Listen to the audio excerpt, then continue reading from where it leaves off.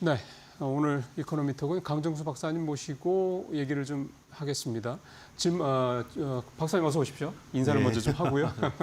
자, 박사님이랑 오늘 말씀 나눌 주제 보겠습니다. 예, 트럼프하고 머스크하고 충돌. 이게 사실 주말새 우리 쪽에서도 이게 우리가 연휴가 있어서 조금 맞습니다. 시장에 미치는 영향은 좀 제한적이긴 했는데 사실 오늘 보니까 2차전지 주가들이 전체적으로 좋지 않은 것도 좀 있긴 합니다. 근데 어쨌든 예고하셨습니까? 예상하셨습니까? 예상 못했죠. 그러세요? 박사님 하늘의 예상 누구도 못했어요? 예상 못했을 겁니다. 물론 되게 다혈질적이고 네. 자기중심적인 어떤 두 분의 성격으로 가지고서 충돌을 예상했던 분들은 꽤 있었지만 네. 이렇게 조기에 이렇게 빨리 이렇게 불화가 생길지는 예상하지 못했습니다. 많은 네. 전문가들이 2025년 하반기를 넘어서 또는 2026년 정도 되면 트럼프하고 머스크는 갈라설 것이다. 이런 예상들은 있었어요. 하지만 지금 트럼프 정부 출범이 여러분 6개월도 되지 않은 그렇죠. 상태에서 네. 6개월도 되지 않은 상태에서 이러한 불화가 그리고 이렇게까지 격렬하게 발생할 거라고 누구도 예상하지 못했기 때문에 시장에서는 충격으로 받아 안았고요. 뭐 여러분들 이미 많이 업데이트가 되셨겠지만 또 주말에 많은 중재자들이 제이디 벤스 부통령부터 시작해서 맞습니다. 미국 하원의 의원들부터 시작해서 다양하게 지금 컴다운하고 뭔가 쿨다운하면서 좀 자제하자라고 했지만 현재 트럼프 쪽에서는 대통령 쪽은 거부한 입장이고요. 그건 당연합니다. 여러분 이거는 권력을 지금 대통령이 출범한 지 임기가 6개월도 되지 않은 상태에서 권력에 대한 제가 보기에는 명백한 도전이고 그러면 일론 머스크의 명백한 실수입니다. 명백한 실수이기 때문에 특히 법에 대한 비판의 의견을 넘어서서 앱스타인의 어떤 물론 지금은 그 트윗은 삭제된 상태지만 이런 사생활에 대한 문제라든지 또는 새로운 정당 건설이 필요하지 않는가라는 설문조사를 한다든지 이것은 제가 보기에도 누가 보기에도 일론 머스크가 분명히 섬을 넘어온 상태고 주말에 일론 머스크가 조금 자제하는 모습을 보이고 있지만 이제 모든 주사위는 저는 트럼프 대통령에게 그렇죠. 가 있다고 볼 수 있습니다. 트럼프 대통령이 이 화해 메시지를 받을 것이냐 안 받을 것이냐도 중요하지만 구체적으로 보복을 한다라면 어느 정도의 보복을 언제부터 진행할 것인가 대단히 시장에는 영향을 줄 수밖에 없는 상황으로까지 지금 치달았다고 볼 수가 있고요. 네. 그래서 이번 주에 트럼프가 만약에 대통령이 자제 모드로 돌아간다라면 시장은 대단히 우호적으로 이 현재의 상황을 긍정적으로 받아들이겠지만 트럼프 대통령이 자제하지 않고 계속해서 약속했던 바, 즉 연방 정부가 가지고 있는 스페이스 X라든지 테슬라에 대한 그러니까요. 다양한 지원책을 예. 철회하는 방향으로 간다라면 물론 이것에 대해서 비판하는 분들이 있습니다. 대안이 없다. 스페이스 X에 대한 대안이 없다. 어쩌면 머스크가 저렇게 하는 이유 중에도 뭔가 그런 것도 좀 있을 것 같긴 그렇죠. 해요. 그래도 권력을 가지는 자 입장에서 그렇죠. 이건 매우 괘씸한 일이죠. 그렇죠. 그렇기 때문에 쉽게 제가 보기엔 트럼프 성격상 물러나지 않을 것이기 때문에 이번 주에 어떠한 트럼프 행보가 예상되는가에 따라서 저는 앞으로 테슬라 주가라든지 테슬라와 지금 네. 테슬라가 앞으로 풀어나가야 될 숙제들에게 큰 영향을 줄 것이고 네. 일론 머스크 개인에게도 큰 영향을 줄 거라고 보고 네. 있습니다. 네. 그 관련돼서 하나만 더 여쭤보면 네. 머스크의 어떤 그런 그러니까 살짝 좀 돌아서서 조금 이제 수습을 해보려고 그러는 것 같은데 트럼프 대통령은 굉장히 단호한 예. 그런 상황인 모습이고. 근데 사실은 이번 주에 원래 이제 박사님 모시면 이제 자세히 말 좀 여쭤보려 했던 게 로보택시 얘기였거든요. 네. 10일 날 출시를 네. 하니까.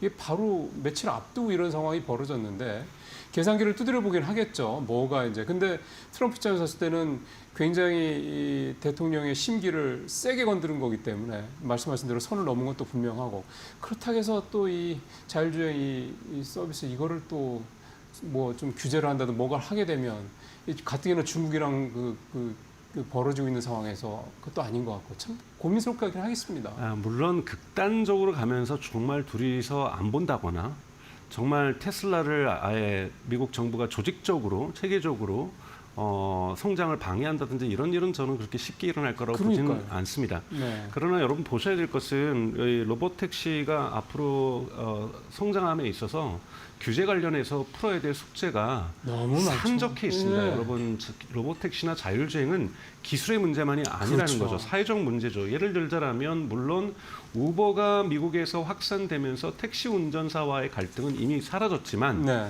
우버에도 우버 운전을 하면서 먹고 사시고 살고 생계를 이어나가신 분들이 계시다라는 거죠. 그러면 로보택시가 확산되면 확산될수록 우버에서 일하시는 분들은 일자리를 잃게 될 가능성이 네. 매우 농후한 거죠.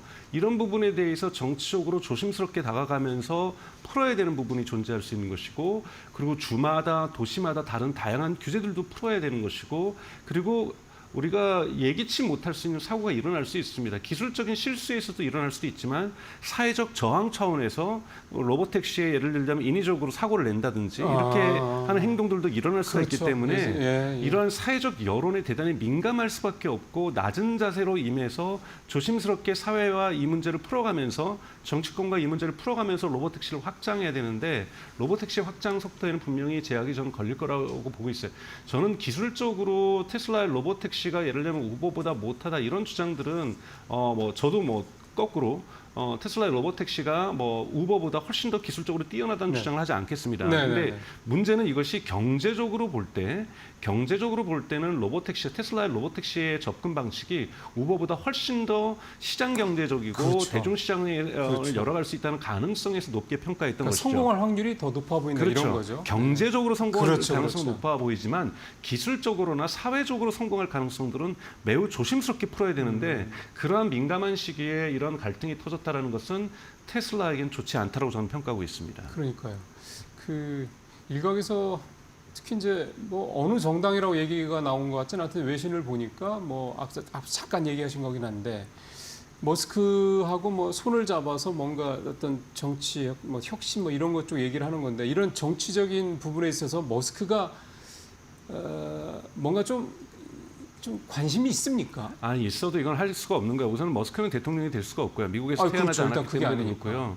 미국은 양당제 국가죠. 양당제 국가에서 이 소수 정당이 대통령이 된다거나 네. 이럴 가능성은 구조적으로 매우 제한되어 있습니다. 그렇기 때문에 권력을 재편한다는 것은 거의 불가능에 가깝고, 결국은 티파티 정당이 예를 들면 공화당으로 들어가서 공화당을 예를 들면 보수화시키면서 공화당의 권력이 축으로 섰던 것처럼 하나의 정당은 민주당으로 흡수되거나 공화당으로 흡수되면서 그 당내에서 분파를 형성하면서 그렇죠. 성장하는 것이지, 별도의 정당, 지금 미국에도 있죠. 녹색당이라든지 다양한 네. 정당들이 소수 정당 존재합니다. 하지만 미국은 한 정당이 한 주에서 한 표라도 더 얻게 될 경우에, 대통령 선거 같은 경우에 전체 주의 표를 그렇죠. 다 다 가져가는 가져가잖아요. 이런 구조잖아요. 네, 이런 네. 구조에서 권력을 창출한다는 것은 대단히 어렵다라고 볼 수가 있기 때문에 네. 이러한 일론 머스크가 정치적으로는 그런 의도를 갖고 있다기보다는 그런 식으로 압박을 가한 거고, 이런 압박들도 사실은 대단히 자해적인 저는 행동이었다고 저는 생각이 들어요. 예를 들면은 이 거대하게 아름다운 법안, 빅 뷰티풀 빌에 가지고 있는 저는 테슬라가 $7,500 때문에 일론 머스크가 저렇게 저항했다고 보지는 않습니다. 그렇죠. 저는 더지와 관련해서 일했던 것과 관련돼서 상충되는 부분들이 분명하게 이런 감세 법안이 존재하고 있었다라는 거고, 이런 부분에서 표현의 자유 속에서 대통령에 대한 불만들을 명확하게 표현하고 공화당에 대한 불만들을 표현하는 것은 명백하게 저는 의사표현의 자유 속에서 해석할 수 있고, 그런 갈등이 있다라면 불안은 있을 수 있겠지만 그것은 해소될 수 있지만, 그렇죠. 사생활을 건드린다든지 그렇죠. 정치 세력이 재편돼야 된다든지 이렇게 되면은 내년 중간 선거에서 공화당은 패배할 수밖에 없다든지 이런 식의 정치적 발언들은 저는 일론 머스크가 분명하게 한계를 도를 넘었다라고 저는 생각이 들고요. 그러게요. 여기에 대한 응당한 평가는 받을 수밖에 없고 피하기 어려운 상황으로 예. 저는 직면하게 될 거라고 보고 있습니다. 네. 그래서 사실은 이제 우리의 관심사는 이제 결국 테슬라 투자하시는 분들이 워낙에 많아요. 지난주에도 성악개미분들 순매수 2위가 또 테슬라더라고요. 그게 아마 주가가 떨어졌으니까 저가 매수에서 들어가셔서 그러신 게 아닌가 싶은 생각이 좀 드는데, 또 테슬라에 대해서 말씀을 조금 더 정리하면 휴머노이드 관련해서 그동안에 이끌던 리더가 갑자기인지 어찌 모르겠습니다만 그만두신 것도 좀 있고 등등등 해서 별로 테슬라와 관련돼서 좋은 얘기들보다는 부정적인 얘기들이 많아서 지금 이 테슬라라는 이 종목을 어떻게 접근해야 되는지 이것도 굉장히 궁금한 점이 많을 것 같습니다. 이렇게 이제 CEO가 갈등과 어떤 정치와 사회의 관심의 중심에 쓰고, 그리고 그것이 어떤 칭찬과 조명만을 받는 것이 아니라 갈등으로서 나타나게 되면 그러니까요. 인재들이 떠나는 경향들은 어느 국가나 어느 조직이나 어느 기업에게는 나타날 수가 있습니다. 맞습니다. 그래서 이번에 인재가 떠난 것을 그렇게 해석하고 있는데요. 이번에 테슬라에 있었던 옵티머스의 그 총괄하고 있었던 헤드가 떠난 것은 매우 지극히 개인적인 사정이라는 것들이 본인이 명확하게 엑스닷컴에 대단히 장문을 통해서 밝혔고 네. 네. 이유가 있었다. 네네 가족들하고 거의 네. 9년 가까이 떨어져 살고 있는 것 자체가 자기에게 너무 고통스러웠고 예. 자기가 테슬라에서 얼마나 많은 것을 배웠고 또 일론 머스크 개인에게서부터 얼마나 많은 것을 배웠고 앞으로 자기가 없더라도 옵티머스는 자기의 길을 가게 되면서 성공하게 될 수밖에 없다라는 네. 것, 자기에게 다시 기회가 온다라면 다시 참여할 수 있고 싶다라는 이런 의사표현을 한 걸로 봐서 이거는 갈등으로서 떨어져 나갔다고 해석할 수는 없다라고 볼 수가 있습니다. 마침 때가 이러한 때라서 그러니까요. 그런 해석을 나올 뿐이라고 저는 생각이 들고요. 예. 저는 기술적으로 테슬라의 자율주행 기술이라든지 옵티머스의 기술의 진화가 지금 문제가 되고 있지는 않다고 보고 시장에서 명백하게 앞선 기술이고 앞선 시장적인 접근이라는 부분에서 여기에 대해서는 의심의 여지가 없습니다. 그런데 이제 보셔야 될 것들은 이제 그리고 테슬라 주가로 볼 때는 이런 롤러코스터 앞으로도 좀 많이 있을 거예요. 그러겠죠. 여러분 이번에 14% 목요일 날 떨어진 건 미국 시간으로 테슬라 주가 역사에서는 10번째 큰 폭락으로 떨어진 거예요. 즉 그 앞에도 첫 번째, 두 번째, 세 번째, 아홉 번째까지 있다라는 거죠. 그렇기 거고. 때문에 이번 폭락이 그렇게 역사적으로 첫 번째 가장 큰 폭락은 아니었습니다. 물론 시장에는 충격을 줬습니다. 근데 지금 대단히 시장이 꼬여 있습니다. 왜냐하면 중국 같은 경우에도 여러분 지난주에 저희가 또 방송을 했던 것처럼 거의 유혈 경쟁이라 할 정도로 전기차 시장이요. 전기차 네. 시장에서 대단히 할인 정책으로 30%가 넘는 할인 정책을 하면서 196개가 있는 지금 중국의 전기차 시장들이 시장 정리에 들어가고 있다는 과정들 이르다 보니까 이게 누가 옳은지 그런지는 저도 잘 판단하기 어려울 정도인데요. 만약에 이 상황에서 테슬라가 중저가 모델을 내는 것이 과연 의미가 있을까? 원래는 지금 6월에 중저가 모델이 내기로 약속되어 있었어요. 이미 중국 중심으로 저가 경쟁이 벌어지고 있는 판에. 컨퍼런스 콜에서 중저가 모델이 나오겠는데 지금 이걸 일론 머스크가 스톱시켰다는 것이 로이터의 보도거든요. 이것이 사실인지 아닌지는 조금 지켜보면 될 수가 있는데 일론 머스크의 주장은 지금 이렇게 저가 경쟁이 이루어지는 상황에서 미국 테슬라가 중저가 모델을 낸들 시장에서 반향을 일으키지 못할 경우에 그렇죠. 오히려 더욱더 피해를 볼 수 있다는 것이 한쪽인 거고 일단 수익성이 낮은 차일 테니까. 그렇죠. 그럼에도 불구하고 내면서 이 공격이 이 시장의 치열한 저가 시장 경쟁에서 의미 있는 시장 점유율을 차지해야 된다는 것이 또 일부 임원들의 목소리라고 볼 수 있는데요. 이거는 충분히 양쪽 다 목소리를 경청할 필요는 맞네요. 있지만 네. 사실은 누구도 이 시장 전문가들이 정말 치열합니다. 여러분 제가 보기에는 미국의 GM하고 포드 같은 경우 거의 지금 또는 스텔란티스, GM이나 크라이슬러 거의 저는 몰락의 길을 걸어가고 있다고 보고 있고요. 일본 같은 경우에도 닛산이 지금 가장 먼저 저는 그렇죠. 대형 OEM 중에서 부도가 나지 않을까라고 생각이 들고 혼다 또한 거기에서 안전하지 않고요. 다만 토요타는 강력한 지금의 매출, 전 세계 자동차 1위 업체라는 갖고 있는 지위와 지금까지 누적된 현금 유동성 이런 부분이기 때문에 쉽게 몰락하지 않을 것이고 그렇죠. 특히 지금 중국 시장에서 겉으로는 토요타가 자꾸 하이브리드 하지만 중국 시장에서 심지어 렉서스까지 중저가 전기차를 내면서 이번 지난주 같은 경우 2만 달러짜리 중저가 전기차를 지금 중국에서 출시를 하고 있습니다. 토요타는. 렉서스가요? 네, 렉서스도 그렇고 그러니까 렉서스에서 토요타죠. 토요타가 이런 2만 달러짜리 전기차를 지금 중국에서 출시하는 걸 봐서는 토요타 또한 중국 시장에서 자신들의 어떠한 지배력을 잃지 않기 위해서 이렇게 노력하고 있는 모습들 그리고 독일 차들의 프랑스 차들의 이러한 지금 저조한 실적들 지금 대단히 혼란 속에 있고 이런 혼란을 유일하게 뚫고 있는 것이 테슬라하고 제가 보기엔 현대기아차 정도가 지금 전기차 시장에서 의미 있는 중국차 BYD를 제외한다면 그렇죠. 이런 와중에 있기 때문에 대단히 혼탁한 시장 상황이라는 것 그렇기 때문에 지금 자동차만의 실적으로는 테슬라를 평가하기는 되게 어렵습니다. 그렇기 때문에 이번 주에 있을 로보택시의 성공적인 런칭이 테슬라 주가에서나 또는 테슬라의 어떤 앞으로의 기업으로서의 어떤 성장 전망에 있어서 매우 중요한 한 주가 될 거라고 보고 있고요. 그래서 여러분들 다 관심 가지고 이번 6월 12일 날을 지켜봐야 됩니다. 6월 10일이 여러분 런칭될 수 있고요. 그리고 저는 이것이 되게 소프트 런칭을 할 거라고 해요. 소프트 런칭이라는 것은 예를 들자면 큰 행사를 가지지 않고 뭐 예를 들면 시장 나오고 막 이렇게 시끌벅적하지 않고. 예, 일론 머스크 나와가지고 네. 뭐 우리 식으로 하면 가위로 테이프 끊고 네. 자 출발하겠습니다. 막 뭐 이렇게 모습 이렇게 쏘고 뭐 이러지를 축포를 터뜨리고 이러진 않을 거예요.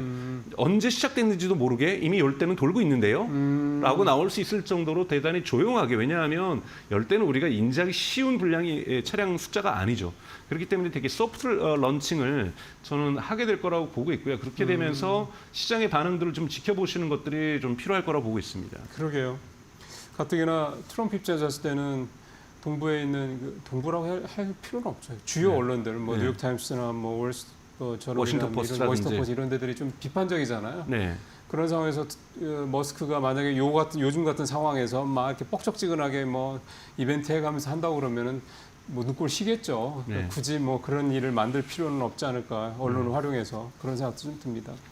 어쨌든 테슬라의 상황은 이게 이제 겉으로 보이는 것과 실제 이 회사의 본질과 가치적인 측면과 조금 분위기가 조금 다르다라는 측면을 잘 염두에 두시고 특히 투자 측면에서는 참고하시면 도움이 되실 것 같고요. 우리에게 좀 오늘은 좀 여쭤보고 싶어서요. 아무래도 IT 학자시기도 하셔서 이재명 출범을 지난주에 했고 AI하고 이 반도체 쪽을 중심으로 해서 이제 이 첨단 산업과 관련돼서 정부가 적극적으로 네. 특히 이제 뭐 보조금 이런 부분도 굉장히 좀 기존 정부하고는 좀 스탠스가 좀 다른 것 같고요. 이렇게 하고 있고 심지어 대통령실의 AI 정책 수석실도 신설한다. 뭐 이런 얘기가 좀 나오고 있습니다. 이재명 정부의 이 AI 정책 이거를 이제 어떻게 좀 박사님 평가하세요? 우선은 AI를 한국 경제 성장의 중심 원동력으로 삼겠다라는 이러한 관점 그리고 접근은 저는 대단히 긍정적이고 올바른 선택이라고 보고 있습니다. 예. 그리고 또 뭐 100조 원을 5년 동안 뭐 풀겠다, 산업을 진흥시키겠다. 말씀하셨던 대단히 의사결정 구조에 있어서 대단히 중요한 청와대 수석을 글쎄요. AI 관련 수석을 두겠다 이런 부분들은 저는 매우 박수칠 일이라고 생각이 듭니다. 근데 문제는 정책이라는 것은 원칙을 삼았다고 하더라도 이것을 풀어나가는 과정 속에서 어디에 우선순위를 둘 것인가, 그러네요. 어디에 정말 열쇠를 꽂았고 돌렸더니 문이 열리는지 이거는 미리 예단하기가 어려운 거죠. 그러면 좋은 부동산 정책을 하겠다라고 문재인 정부 시작해서 많은 열쇠를 돌렸지만 20몇 개나 이 20몇 개 열쇠가 맞지 않았던 거잖아요. 맞습니다. 그렇기 네. 때문에 AI 관련된 열쇠들도 정확하게 정책 우선순위를 가지고 돌리는 것이 저는 되게 중요하다고 저는 생각이 들고요. 저는 두 가지라고 봅니다. AI 인프라스트럭처, AI 산업을 발전시킬 수 있는 토대가 되는 부분을 지금 너무 반도체에 GPU에 제한하고 있다고 저는 생각이 들어요. 더 중요한 것은 오히려 폭을 좀 넓혀서 GPU도 중요합니다만 그렇죠. 우선은 이 전력까지도 함께 보는 것이 대단히 중요하다. 인프라를 굉장히 중요하게 네, 보는 왜냐하면 거군요. AI 네. 전력이 확보되지 않으면 AI 반도체라든지 AI 데이터 센터 자체가 맞아요. 무의미하기 때문에 네. 지금 한국은 여름만 돼도 여러분 블랙아웃 되면서 에어컨 적게 쓰자 하고 있는 나라에서 AI 데이터 센터를 한국 국토 내에 건설한다는 것은 결코 쉬운 일이 아닙니다. 그것도 단기간에 저는 원자력 발전소도 찬성을 합니다. 근데 원자력 발전소 찬성하는 거하고 이거는 대단히 동일 시대에서 많은 사람들이 이야기하고 있는데 여러분 원자력 발전소 새로 져서 거기서 전력 우리가 메가와트, 기가와트 얻어내려면 7년에서 10년 걸립니다. 10년 그러면 7년에서 10년 뒤에 우리가 AI 발전시킬 수 있는 건 아니잖아요. 그때는 시기 놓치죠. 예, 지금 당장 2025년에, 2026년에, 2027년에 어떻게 우리가 지금보다 전력을 더욱더 많이 생산할 수 있을 것인가에 집중돼야 될 것이고요. 그래서 이런 전력에 대한 문제 함께 고민하면서 반도체 문제를 풀어야 될 거라고 보고 있고요. 두 번째는 인재죠. 지금 해외에서도 인재를 데려와야 된다라고 얘기를 하고 있는 게 동의합니다만 해외에서 뛰어난 인재가 돌아오다 함께 일할 수 있는 인재가 없으면 또 무슨 그러면 의미가 혼자 와서 있겠어요. 뭘 할 수 있겠어요. 그래서 젊은 AI 인재를 육성하는 것이 대단히 필요하다고 저는 생각이 들고 당장 내년도 입시 정원에서부터 우리가 지금 그러기 위해서는 올해 하반기부터 그 중요한 사회적 메시지가 나와야 되는 거죠. 나와야죠. 학부모들에게 AI 관련 학과를 가는 것이 정말로 앞으로의 미래가 정말 좋고 자식들의 미래가 네. 있어서 일자리와 관련돼서 좋은 일자리이고 이것이 한국 사회에 필요하고 여기에 대한 적절한 대우가 있을 거라는 부분들을 저는 어떻게 AI 젊은 인재들을 1학년 대학생들부터 다시 한번 키우면서 네. 이들이 3, 4년에 지나면 창업을 하고 대기업에 들어와서 일을 할 수 있는 훌륭한 인재풀을 대규모로 형성해 낼 것이고 여기에 해외에 있는 뛰어난 인재들 그 사람들이 한국 사람이건 외국 사람이건 그렇죠. 데려올 수 있는 이런 인재 전략 즉 전력과 인재 전략이 우선순위에 신경이 저는 개인적으로 써야 된다고 생각이 드는데요. 뭐 이거는 어차피 이재명 정부에서 자체 스스로 판단할 문제라는 생각이 들고 이런 부분에서 어떤 결정을 하든지 간에 우선은 이것을 원동력으로 삼겠다고 한다라면 이 문을 열 수 있는 열쇠를 준비할 것이고 그 열쇠가 무엇일지는 저희가 기대감을 가지고 지켜봐야 될 문제라고 저는 생각이 듭니다. 특히 인재 같은 경우는 가뜩이나 얼마 안 되는데 그나마 얼마 안 되는 인원마저도 지금 해외에서 자꾸 이제 예. 뭐 섭외를 그러니까 스카웃을 하려고 그러니까 흔들릴 수밖에 없는 그런 상황이라고 말씀을 좀 듣고 있어서 그런 해외 인재들이 왜 그러니까 AI 인재들이 국내 AI 인재들이 왜 해외에 나갔느냐? 물론 첫 번째는 임금일 수도 있습니다. 연봉 높은 네, 연봉. 연봉일 수 있죠. 그리고 또는 구글이나 오픈 AI에서 일했다는 경력도 그럼요. 마음에 들 거고요. 근데 거기 가면은 정말 무한한 자원들이 있습니다. GPU들이 넘쳐나고요. 그리고 각종 같이 함께 일할 수 있는 연구가들도 넘쳐납니다. 그러니까 이런 걸 종합적으로 생각해야지 우리가 애국심에만 호소해서 데려올 수 있는 문제가 그러니까 아니라는 거고 얘기입니다. 연봉만을 생각해서 데려올 수 있는 문제가 그렇죠. 아닌 거고 그들이 연구할 수 있는 환경, 그들이 개발할 수 있는 환경, 그들이 어떤 자기 성장할 수 있는 환경을 함께 조성할 때 해외 인재들이 저는 돌아올 수 있을 거라고 보고 있습니다. 아직은 많이 미흡한 게 그 부분인 거죠. 네, 환경적인 측면. 네, 맞습니다. 사실은 이번에 이제 이재명 대통령 이 당선되면서 이제 AI를 좀 어떻게 키울 것에 대한 좀 강론 쪽에서 나오고 있는 중에 하나가 사실은 이게 이제 결국 지역 소멸, 그다음에 지역과 이 서울 수도권과 이 양극화 이런 부분들을 감안해서 지역에서 AI 인재들을 좀 소위 말해서 이제 이를테면 지역에 있는 국립대학들을 중심으로 저는 뭐 전적으로 그런 좋습니다. 얘기도 있단 말이에요. 네. 그러면은 이게 사실 우리 같은 사람 입장에서 봤을 때는 지역에서 그렇게 AI 인재들을 키울 수가 있겠느냐라는 거에 대한 의구심이 좀 있거든요. 근데 저는 지역 거점 국립대학교, 예를 들면 부산대학교, 전남대학교, 뭐 경북대학교 이런 데, 경북대학교, 충남대 충남대학교, 대전 뭐 이러한 곳에 GPU가 넘쳐나면요, 인재들은 일할 수밖에 없습니다. 그러니까 우선 그들에게 일할 수 있는 건 지금까지는 논문 보면서 공부하는, 그러니까요. 책 보면서 공부하는 거였는데 네. 그것이 아니라 거기에 GPU가 넘쳐난다더라.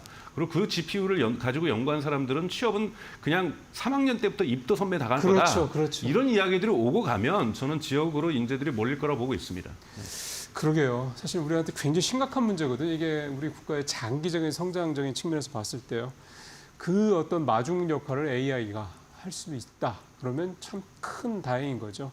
네, 오늘 강정수 박사님과 함께 여러 가지 얘기 좀 말씀 들어봤습니다. 오늘 말씀 잘 들었습니다. 네, 고맙습니다.